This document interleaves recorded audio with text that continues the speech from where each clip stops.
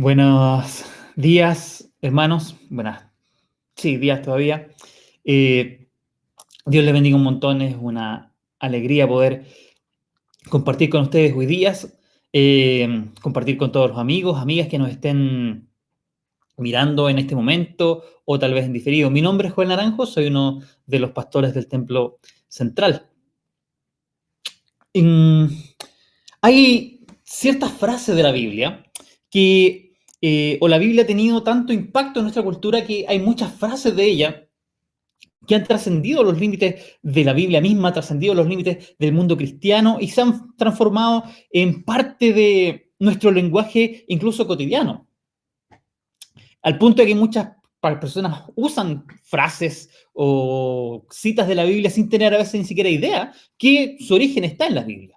Una de estas frases es la que aparece en Juan, el capítulo 8 y versículo 32, dice, y conocerán la verdad y la verdad los hará libres. Y eso se utiliza en campañas políticas, se utiliza para prácticamente cualquier cosa y cualquier persona puede utilizar esta frase.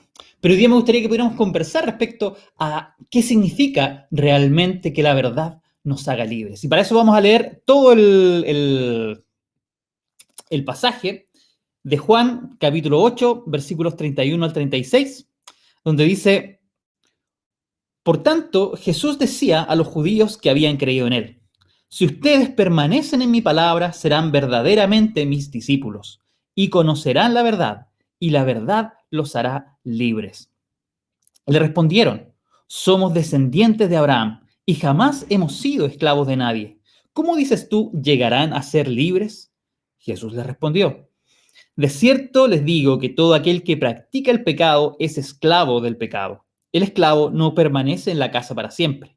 El Hijo sí queda para siempre. Así que, si el Hijo los hace libres, serán verdaderamente libres. Amado Dios, te damos las gracias porque tú eres bueno, eres misericordioso con nosotros, Señor. Gracias porque con todas las dificultades que podamos estar viviendo, tú nos tienes con vida en este momento y nos permites tener esperanza y confianza en tu amor y tu misericordia. Padre, te rogamos que tú puedas hablarnos en esta mañana por medio de tu palabra. Dios, queremos tener corazones abiertos, dispuestos para oír tu voz. Concédenos oír la voz de tu Espíritu Santo, Señor. Concédenos experimentar la obra de tu Espíritu. Dios, permítenos recibir tu palabra como una semilla que germine y dé fruto en nuestras vidas conforme a tu propósito y tu voluntad. Amén. En este pasaje encontramos varias cosas acerca de la libertad. Dice entonces que Jesús le dice a los judíos que habían creído en él, si ustedes permanecen en mi palabra, serán verdaderamente mis discípulos y conocerán la verdad y la verdad los hará libres. Y tal vez cuando usted escucha este pasaje, tal vez lo ha escuchado muchas veces o tal vez está escuchándolo por primera vez, puede surgirnos la pregunta, ¿de qué está hablando Jesús? ¿Qué es lo que está diciendo él? Está diciendo, si ustedes cumplen mi palabra, van a ser libres. Pero nosotros entendemos la libertad como la capacidad de decidir lo que yo quiero hacer, como la capacidad de tomar el rumbo que yo decida sin que nadie me imponga y sin que nadie me coarte qué es lo que yo quiero hacer, qué es lo que yo quiero decidir. El psicólogo y autor de autoayuda Wayne Dyer escribió, la libertad significa que no tienes obstruido vivir tu vida como tú eliges. Algo menor es una forma de esclavitud. Pero ¿qué es lo que Jesús está diciendo? Jesús está diciendo, si ustedes hacen lo que yo digo, van a ser libres.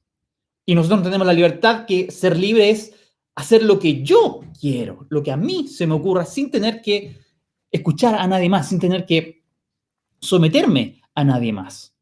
¿Cómo puede Jesús estar hablando de esta manera? ¿A qué se refiere cuando habla de la libertad en estos sentidos? Y el asunto, el problema, es que Jesús está utilizando un concepto de libertad distinto a nuestro concepto moderno. Aunque este concepto de la capacidad de decidir por mí mismo y seguir el destino que yo quiero, nos parece tan lógico, tan obvio, porque siempre lo hemos escuchado, nos parece tan evidente. La verdad es que es un concepto moderno, un concepto que tiene 200 o 300 años a lo más de historia. Y en la antigüedad la libertad se comprendía de un modo distinto. El concepto clásico de libertad era distinto al concepto moderno. El teólogo norteamericano David Bentley Hart lo explica de la siguiente manera. Dice, en la comprensión clásica del asunto, ya sea pagana o cristiana, la verdadera libertad era comprendida como algo inseparable de la propia naturaleza. Ser verdaderamente libre es estar en libertad de realizar la esencia propia de uno y así florecer como el tipo de ser que uno es. Para Platón o Aristóteles, o para pensadores cristianos como Gregorio de Niza, Agustín, Máximo el Confesor, Juan de Damasco o Tomás de Aquino, la verdadera libertad humana es la emancipación de todo lo que nos limita de vivir una vida de virtud racional o de experimentar la completa realización de nuestra naturaleza.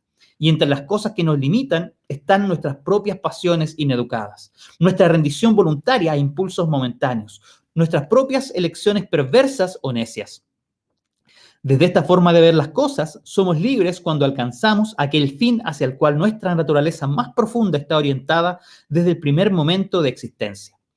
Y lo que sea que nos separe de ese fin, aun si viene de nuestra propia voluntad, es una forma de esclavitud. ¿Qué es lo que está diciendo en pocas palabras?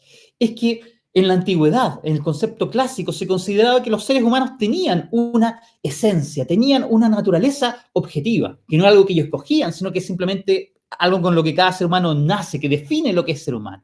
Y ese ser humano, esa naturaleza, nos impone o crea para nosotros un propósito, un fin objetivo de nuestra vida, que es desarrollar esta naturaleza al máximo de sus capacidades, desarrollar esta naturaleza humana al máximo de sus potencialidades. Y la falta de libertad, y la libertad entonces consiste en liberarme de todas las cosas que me impiden cumplir este propósito, que me impiden desarrollar mi naturaleza. Sin embargo, durante la modernidad, que es el periodo de tiempo que comienza, según a quien le pregunte uno, en el siglo XVI o el siglo XVII o XVIII, este concepto de libertad fue cambiado, fue modificado por el que conocemos hoy día, utilizamos hoy día, por esta idea de que ser libre es la capacidad de definirme a mí mismo, de decidir por mí mismo qué es lo que quiero hacer, cuál es el propósito que quiero seguir en mi vida.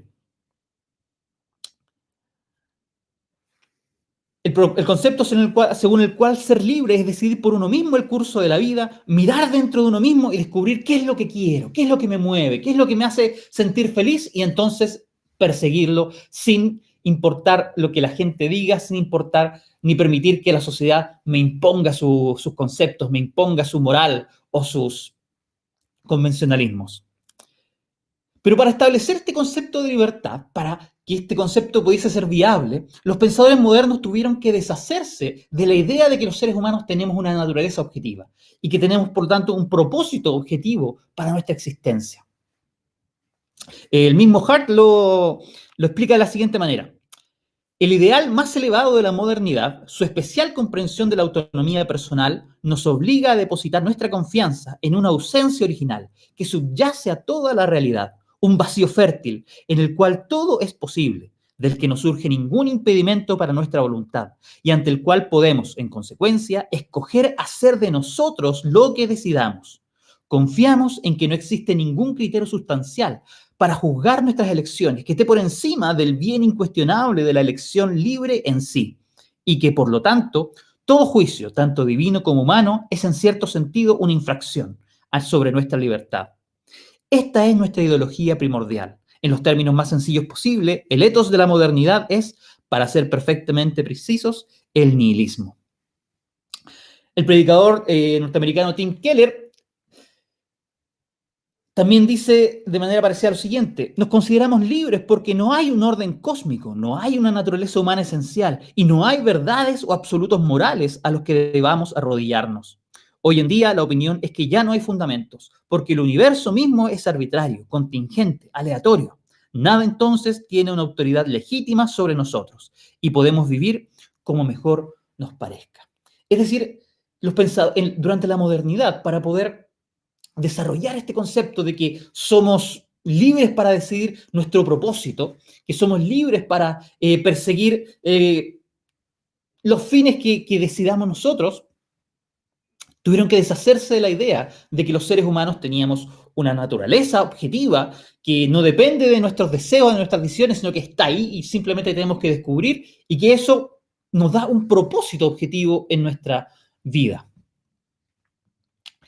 Y estamos tan acostumbrados, se nos ha inculcado este concepto de manera tan clara a través de los medios de comunicación, a través de la educación, a través de las culturas, del ambiente en que vivimos, se nos ha inculcado de tal manera que nos parece tan obvio, tan autoevidente, que no nos damos cuenta que si reflexionamos un poco respecto de este concepto moderno de libertad, vamos a encontrar un montón de problemas, un montón de inconsistencias que en realidad lo hacen inviable.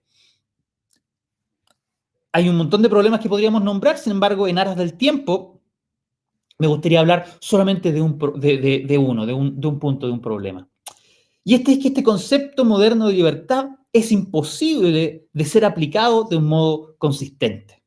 Es imposible vivir de manera consistente con este concepto de libertad. Y si vemos a nuestro alrededor, si vemos a la gente que nos rodea, si vemos la cultura en la que vivimos, a pesar de que puedan, por un lado, afirmarlo, en la práctica es imposible vivir de manera consistente con este principio. ¿Por qué? En primer lugar, porque este concepto moderno, como decíamos, necesita presuponer que no hay un propósito objetivo para la vida, que no hay un propósito que debamos descubrir, sino que cada uno puede crear su propio sentido, su propio propósito para la vida.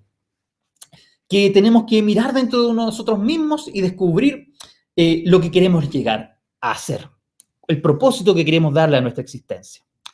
Y los secularistas afirman entonces que esto no importa, que cada uno tiene que buscar y escoger su propio propósito en la vida. Aunque no hay ningún propósito objetivo, ningún sentido objetivo de nuestra existencia, cada uno de nosotros puede escoger el propósito que más le guste y perseguir el propósito que más le guste en su vida, que le haga sentir más pleno, que le haga sentir realizado en su existencia. Sin embargo, desde un punto de vista psicológico, tenemos la necesidad de sentir que nuestra vida tiene un propósito, que está cumpliendo un rol, un objetivo, que tiene un sentido.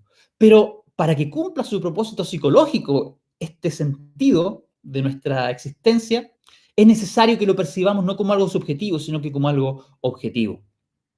Viktor Frankl fue un psiquiatra austriaco que hizo el centro de su terapia, de su teoría psicológica, justamente darle importancia al sentido de la vida, al sentido de la existencia. Y él escribe lo siguiente: el sentido no es solo algo que nace de la propia existencia, sino algo que nace frente a la existencia. Si ese sentido que espera ser realizado por el hombre no fuera nada más que la expresión de sí mismo o nada más que la proyección de un espejismo, perdería inmediatamente su carácter de exigencia y desafío. No podría motivar al hombre ni requerirle por más tiempo.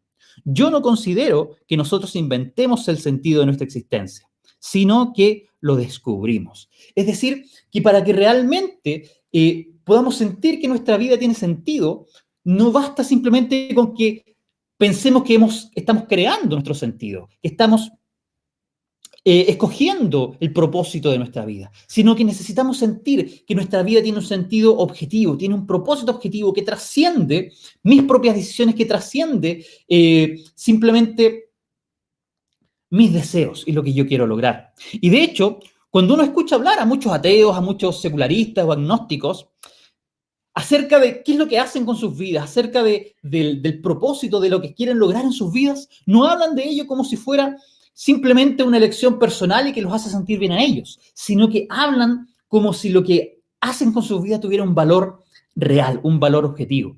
Hay un video en YouTube, en las redes sociales, de Neil deGrasse Tyson, que es un famoso astrofísico y es el heredero de Carl Sagan como conductor de la serie Cosmos. Y en este video, un niño le pregunta ¿cuál es el sentido de la vida? Y Neil deGrasse Tyson justamente le dice esto: bueno, el sentido de la vida no es algo que uno pueda descubrir, no es algo que esté ahí, que uno descubra, algo objetivo, sino que cada uno tiene que crear su propio sentido en la vida. Cada uno tiene que crear su propio propósito en la vida.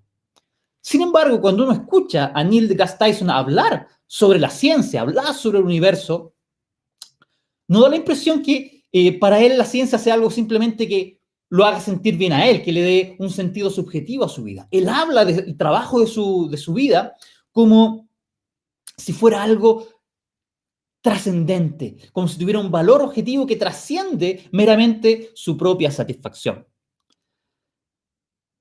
Y además de esto, si el sentido de la vida es simplemente subjetivo, no hay ningún criterio para juzgar un sentido mejor que otro o para considerar un sentido como inaceptable. Pero sin embargo, todos consideramos que hay ciertos propósitos en la vida que son más valiosos que otros y que hay algunos que son inaceptables. A uno le dicen, tú tienes que buscar dentro de ti mismo, ¿qué es lo que te mueve? Para encontrar el propósito de tu vida tienes que buscar dentro de ti mismo, ¿qué es lo que te mueve? ¿Qué es lo que te hace sentir bien? ¿Qué es lo que te hace vibrar? Y después tienes que, una vez que lo descubres, tienes que perseguirlo sin dejar que nadie te imponga su moral y sin permitir que la sociedad te limite con sus convencionalismos. Entonces, ¿qué es lo que hace uno? Imagínense, uno busca dentro, voy a buscar dentro de mí mismo, ¿qué es lo que me mueve? ¿Qué es lo que está? Y lo que encuentro, ¿qué es lo que me mueve? ¿Qué es lo que me hace sentir vivo? ¿Qué es lo que me motiva en la vida? Es un odio y un desprecio hacia todas las otras razas distintas a la mía. Entonces, yo voy a decidir y voy a tener como propósito en mi vida destruir y subyugar a todas las otras razas que no son la mía propia. Ah, no, pues es que no puedes hacer eso, no puedes decidir tener un propósito racista en tu vida. Bueno, ¿y por qué no? No, porque eso es malo. Bueno, pero eso es malo quiere decir que es inmoral. Y tú me acabas de decir que no tengo que permitir que nadie me imponga su moral en buscar el propósito que he elegido para mi vida. Bueno, sí, pero no, porque como sociedad no aceptamos eso. Bueno, pero tú me acabas de decir que tengo que perseguir el propósito que escoge en mi vida y no permitir que la sociedad me imponga sus convencionalismos. Es en realidad imposible aplicar de manera consistente este concepto moderno de la libertad. Siempre vamos a considerar que hay ciertos propósitos que no son realmente aceptables. Y una vez que hemos desechado la idea de que hay un propósito objetivo para la vida, que hay reglas morales, que hay obligaciones morales objetivas, que hay una esencia objetiva de la vida, la verdad es que nos quedamos sin fundamento para poder criticar, para poder impedir que alguien persiga un objetivo que consideramos inmoral, que consideramos inaceptable. Lo único que nos queda es utilizar el poder, utilizar la fuerza. Y si nosotros podemos imponerle por la fuerza a otros sin ninguna justificación, que no sigan el propósito que ellos han escogido porque a nosotros no nos gusta, ¿qué razón tenemos para impedir que otros nos impidan a nosotros seguir el propósito que a nosotros queremos porque a ellos no les gusta? Jesús entonces está asumiendo, cuando dice esto, cuando enseña esto, está asumiendo un concepto de la libertad que es más cercano al concepto clásico que al concepto moderno que nosotros de manera natural asumimos. Y eso lo vemos justamente cuando dice que la libertad nos hará libres, perdón, que la verdad nos hará libres. Porque es cuando conocemos la verdad acerca de cuál es nuestra esencia, nuestra naturaleza, cuál es la verdad acerca del propósito de nuestra vida, cuál es la verdad acerca de cuáles son las cosas que nos impiden desarrollar nuestro propósito, que nos impiden desarrollar nuestra naturaleza, entonces vamos a ser libres. Y Jesús dice, solo cuando ustedes permanezcan en mi palabra, cuando sean mis discípulos, van a descubrir la verdad de todas estas cosas y van a poder ser verdaderamente libres. Y las culturas en la antigüedad, incluyendo los autores bíblicos, compartían en general este concepto clásico de la libertad. Discrepaban quizás en cuál es específicamente la naturaleza o la esencia humana, cuál es el propósito de la existencia humana, pero el concepto básico en general es compartido.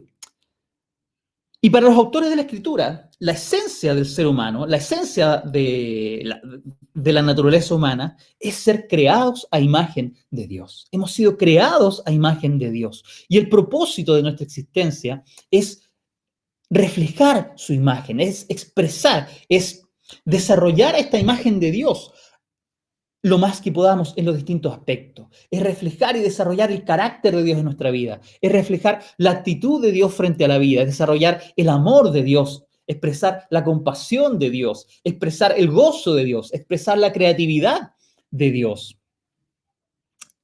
Ese es el propósito de nuestra existencia. Y somos libres cuando removemos todos los obstáculos que nos impiden cumplir con nuestro propósito, que nos impiden desarrollar y reflejar la imagen de Dios en plenitud. Y por eso es que el versículo 34 dice que el pecado nos esclaviza. Todo aquel que practica el pecado es esclavo del pecado, dice Jesús en el versículo 34. La palabra pecado, que aquí se traduce como pecado realmente, es la palabra griega hamartía, que significa literalmente errar el blanco, es decir, lanzar una flecha y no dar en el blanco, es decir, no cumplir con el objetivo que tienen nuestras acciones. Cuando mis acciones no cumplen con el objetivo, con el propósito para el cual yo existo, entonces estoy pecando. Pecar es actuar de un modo que contradice nuestra naturaleza esencial, de un modo que no tiende a cumplir el propósito para el cual existimos, porque contradice nuestra naturaleza esencial de ser imagen de Dios. Y es por eso que el pecado nos esclaviza, que el pecado es contrario a la libertad, porque nos impide cumplir con nuestro propósito. Solemos a veces entender el pecado simplemente como romper una regla. Dios nos ha dicho que hagamos o no hagamos tal cosa, y si actuamos, si rompemos esa regla, estamos pecando. Y muchas veces explícita o tal vez inconscientemente, sentimos que estas reglas pueden ser arbitrarias, que Dios simplemente un día se le ocurrió inventar reglas y mandamientos, pero que no tienen mucha razón. Sin embargo, desde este concepto, los mandamientos que nos da Dios, la ley de Dios, es la guía para cumplir el propósito de nuestra existencia. Es la guía para poder desarrollar la imagen de Dios en nosotros, para poder desarrollar hasta donde más podamos la imagen de Dios en nuestras vidas. Y es la guía para poder, y cuando Dios entonces nos prohíbe algo, no es una regla arbitraria, sino que justamente nos prohíbe aquellas cosas que atentan contra nuestra propia naturaleza, que impiden que nuestra propia naturaleza pueda expresarse, pueda desarrollarse y pueda alcanzar su plenitud. ¿Cómo obtenemos, según Jesús, esta libertad? ¿Cómo podemos llegar a obtener esta libertad?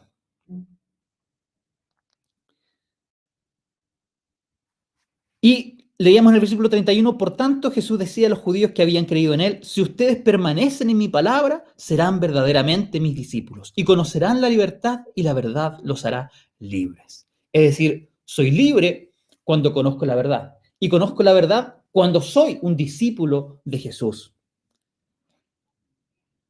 Y fíjense que Jesús les dice en el versículo 31, ¿está hablando a quién? A los judíos que habían creído en él.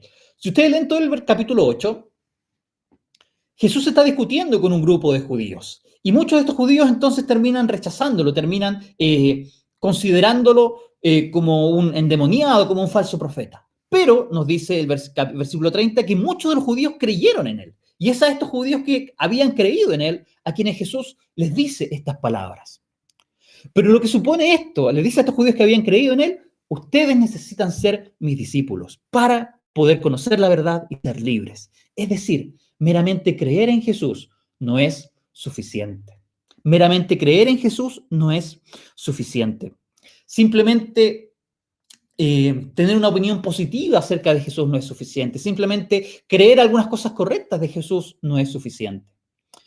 En política se habla o se distingue entre el simpatizante de un partido político y entre el militante de un partido político. El simpatizante de un partido político es aquel que se siente más identificado con cierto partido, que sí, creo que ese partido es el que tiene la mejor programa económico, es el que tiene el mejor programa político, estoy más de acuerdo con sus valores, etc. Pero que no tiene ningún compromiso en realidad con ese partido. El militante, en cambio, es aquel que está inscrito en el partido, es aquel que tiene que pagar las cuotas para ser parte del partido, es igual que tiene responsabilidades respecto del partido, tiene un compromiso real con este partido. Hay gente que simpatiza con Jesús, pero que no es militante. Gente que dice, sí, creo en Jesús, sí, fue una buena persona, incluso creo que es el Hijo de Dios, incluso creo que sus enseñanzas son verdad. Pero no basta gente incluso que puede ser parte de una iglesia, puede estar bautizada, incluso puede tener cargos y cumplir funciones dentro de una iglesia. Pero Jesús dice meramente creer, meramente tener una opinión positiva de Jesús o creer algunas cosas reales acerca de Jesús no es suficiente. Necesitan ser mis discípulos.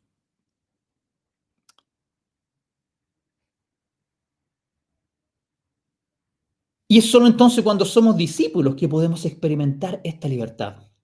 Y por eso es que hay mucha gente que está en la iglesia, que cree en Jesús, que asiste, que incluso puede tal vez incluso leer la Biblia de vez en cuando, orar de vez en cuando. Y sin embargo, en sus vidas el Evangelio no parece tener mayor efecto. Siguen siendo orgullosos, siguen siendo egoístas, siguen estando atrapados por la vanidad o siguen dejándose arrastrar por la ansiedad en su vida. No son libres, no manifiestan la libertad que el Evangelio quiere traer. ¿Por qué? Porque a pesar de que creen, no son verdaderamente discípulos. ¿Y qué es un discípulo? Un discípulo es un aprendiz. Un discípulo es alguien que está con un maestro, que está, por ejemplo, con un carpintero. ¿Para qué? Para aprender la profesión, que lo ayuda en su trabajo, que lo está mirando, que está aprendiendo de él para poder él mismo llegar a ser un carpintero algún día. No es alguien simplemente que le dice al carpintero, oiga, yo encuentro que usted es súper buen carpintero, me gusta, me encanta su trabajo, me encanta ver las cosas que hace, sino que es alguien que está con el carpintero para tenerlo como su maestro, para aprender de él, para él mismo llegar a ser algún día un carpintero. ¿Y cómo podemos ser? Y Jesús nos llama entonces a ser sus discípulos, nos llama a aprender de Él, a tener un compromiso con Él, a poder ser transformados por una relación con Él, por estar a su lado y por estar aprendiendo de Él cómo vivir nuestras vidas. ¿Y cómo es que llegamos a ser discípulos según este pasaje? Cuando permanecemos en su palabra, cuando permanecemos en su palabra. Y esto significa permanecer estudiando y meditando sus enseñanzas. Y aquí la palabra permanecer significa estar en un lugar y no moverse de ahí, estar parado en un lugar y no salirse desde ese lugar. Implica entonces perseverancia, implica seguir adelante y seguir sin cambiar de posición de donde uno está. Y permanecer implica permanecer estudiando y meditando las enseñanzas de Jesús. Es decir, no es algo simplemente de escuchar de vez en cuando una predicación o de sacar de vez en cuando un pancito diario o leer el versículo del día de la aplicación que tengo en el teléfono, sino que es pasar tiempo meditando, estudiando y meditando en las enseñanzas de Jesús, en la palabra de Dios en general, hasta que éstas permeen en mi mente, permeen en mi corazón y transformen mi carácter y mi forma de ser. Es permanecer también creyendo en sus enseñanzas, no dejándonos mover de esta realidad, no dejándonos mover o dejando cambiar, dejando que la cultura en la cual vivimos cambie nuestra opinión, cambie nuestra manera de pensar, sino que permanecer creyendo y confiando en las enseñanzas de Jesús. Y finalmente es permanecer, perseverar en poner en práctica las enseñanzas de Jesús, en vivir conforme a sus enseñanzas, en poner en práctica las enseñanzas de Jesús, no solo el día domingo, cuando o estoy en mi modo iglesia. Nuestra forma moderna de vivir, de algún modo, tiende a dividir nuestra vida en distintos compartimentos estancos que no tienen mucha relación entre sí. Entonces tengo mi vida de trabajo, ¿cierto? Y procuro que esta no tenga nada que ver con mi vida de familia. Al contrario, quiero separarlas. Y tengo además tal vez mis pasatiempos, que tampoco quiero que tengan nada que ver con mi trabajo, y tenemos nuestra vida dividida en todas estas cajitas, en todos estos compartimentos que no se relacionan mucho entre sí. Y a veces entre todos estos compartimentos tenemos nuestra parte espiritual, nuestra relación con Dios, nuestra parte religiosa, pero que no tiene mucha relación con el resto. Sin embargo, Jesús dice que para ser sus discípulos, o que ser sus discípulos significa permanecer en su palabra, poniéndola en práctica en cada aspecto de mi vida, perseverar en el tiempo para que toda mi vida sea moldeada por las palabras y las enseñanzas de Jesús.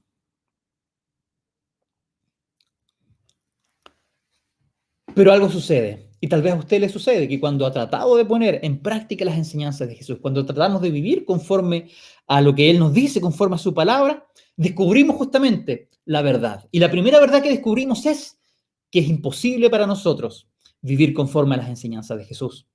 Si realmente a veces leemos la Biblia y decimos, ¡ay, pero qué lindo esto! Leemos el Sermón del Monte y decimos, ¡ay, pero qué bonitas enseñanzas!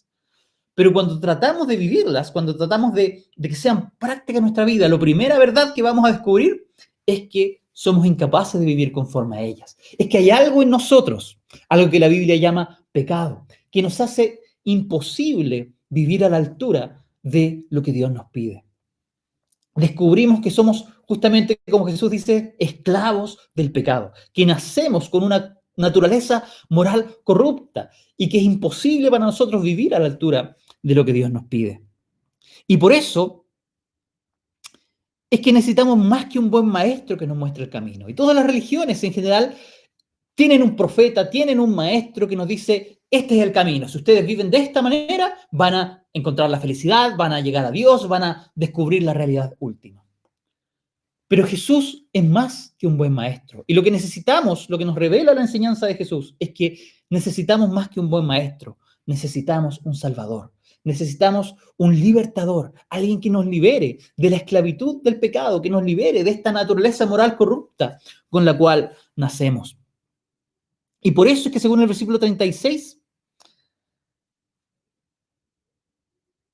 el esclavo no permanece en la casa para siempre, el hijo sí queda para siempre. Así que si el hijo los hace libres, serán verdaderamente libres.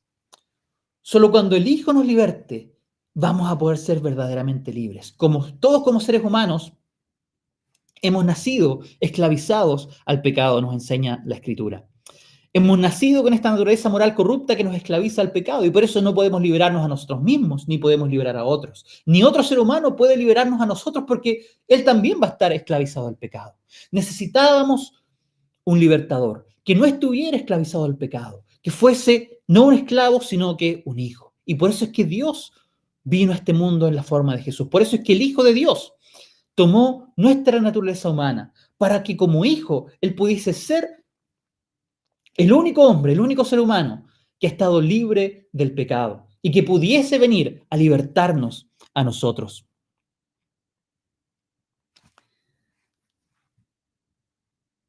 ¿Y cómo nos liberta Jesús? ¿Cómo opera esta liberación? ¿Cómo es que Él llega a ser nuestro libertador? Y hay un pasaje, un detalle importante que hay en el versículo 35, donde dice que el esclavo no permanece en la casa para siempre. El hijo sí queda para siempre. Aquí entonces Jesús está calificándose de un hijo, por lo tanto hay un padre y hay una casa, que es la casa del padre. Y hay otro pasaje antes donde Juan habla justamente de la casa del padre. Y este es en el capítulo 2 del Evangelio de Juan, donde Jesús se refiere al templo de Jerusalén, como la casa del Padre. El templo es la casa del Padre, pero luego aún más, ¿y qué es el templo? El templo es el lugar donde iban los judíos a realizar sacrificios para adorar a Dios, para agradecer a Dios por un lado, pero también para obtener el perdón de sus pecados. Y aún más Jesús dice que el verdadero templo es su cuerpo, que su cuerpo es el templo, que su cuerpo es la casa del Padre, que va a ser derribada, es decir, que va a ser derribada, pero que va a ser reedificada en 3 días. Y con eso le estaba simbólicamente hablando de su muerte y de su resurrección. ¿Cómo es que Jesús nos liberta? No simplemente enseñándonos como un profeta o un buen maestro cómo vivir nuestra vida, sino que Él nos liberta, muriendo en la cruz por nuestros pecados y resucitando, levantándose luego de los muertos. Y de alguna manera misteriosa, que nos es difícil de comprender, la Escritura nos dice que es la muerte de Jesús, que es su sacrificio en la cruz y su resurrección de los muertos lo que nos da la libertad. El apóstol Pablo dice en Romanos capítulo 6 que cuando creemos en Cristo, morimos juntamente con Él. Que cuando aquellos que creemos en Cristo, que hemos puesto nuestra fe en Él, hemos muerto al pecado. Y al estar muertos del pecado, estamos libres de Él. ¿Cómo sucede esto? Y he estado tratando de pensarlo durante estos días, de estudiarlo, mientras preparaba este mensaje, y Siento que es un misterio que todavía se me alcanza, que todavía soy incapaz de comprender, pero es a través de su muerte en la cruz, del hecho que Él en la cruz cargó con nuestros pecados y sufrió el castigo que nosotros merecíamos sufrir, pero que se levantó de la tumba en victoria, que nosotros podemos tener libertad. Es cuando nosotros reconocemos a Jesús como nuestro Salvador, como a nuestro libertador, que rendimos nuestras vidas ante Él como, como Salvador, como Señor, como nuestro libertador, que ponemos toda nuestra fe y nuestra confianza en su muerte y resurrección, que podemos ser libres y que Él nos va a dar entonces la capacidad para ser sus discípulos. Y a lo largo del tiempo, mientras permanezcamos y perseveremos en su palabra, poco a poco, ir siendo formados a su imagen conforme a su carácter, para poder reflejar y cumplir el propósito de nuestra existencia y ser verdaderamente libres. Amado Dios, te doy las gracias por la oportunidad de haber compartido con mis hermanos el día de hoy. Yo te ruego que tú les puedas bendecir a cada uno de quienes está viendo en directo, a cada uno de quienes va a ver más adelante este video. Espíritu Santo, habla a sus vidas, habla a sus vidas.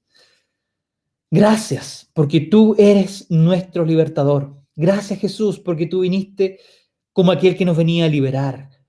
Sí, a enseñarnos el camino, pero aún más, a libertarnos del poder del pecado y de las tinieblas, para poder darnos lugar y herencia en tu reino.